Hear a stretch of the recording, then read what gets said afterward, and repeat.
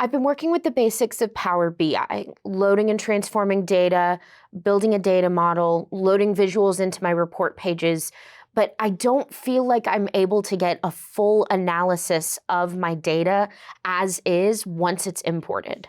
Once you get the basics down of using Power BI, the next step for further analysis is using DAX. What is DAX? DAX stands for Data Analysis Expressions, and that's what we use to actually build the formulas inside of Power BI. Is it kind of like writing a formula in Excel? There are a lot of similarities to using DAX in Power BI and writing formulas in Excel. It's a lot like creating a calculated column in Excel whenever you're using tables. Nice. I like that there's similarities between Excel formulas and DAX expressions. That'll definitely help the learning curve. Absolutely. With DAX, you can also add a calculated measure, and that value doesn't show up in a table. It only shows up when you add it to a visual. So I won't see the result of a measure until I add it to a visual? That's right. If you create a calculated column, you actually have a value for every single record inside your table.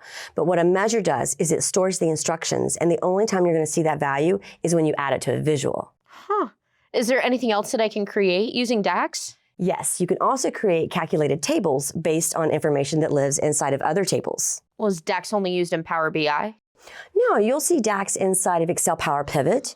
You'll also see it inside of your SQL Server Analysis Services and also Azure Analysis Services. That's good to know. I can't wait to get started.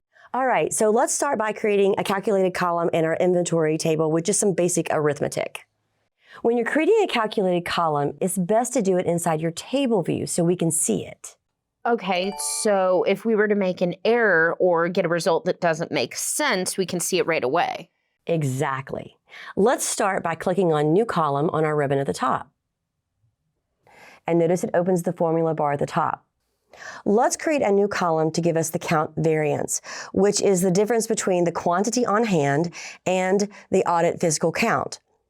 To the left of the equal sign is the name of the column, and I'm going to name this count_variance.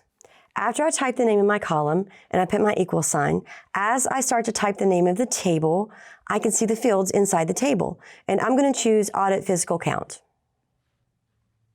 And now let's subtract our quantity on hand. Once I'm finished, all I have to do is press enter. Okay, it created a column right at the end. It did. And if you notice in the data pane, it also added a special icon right next to the column name, indicating that it's a calculated column.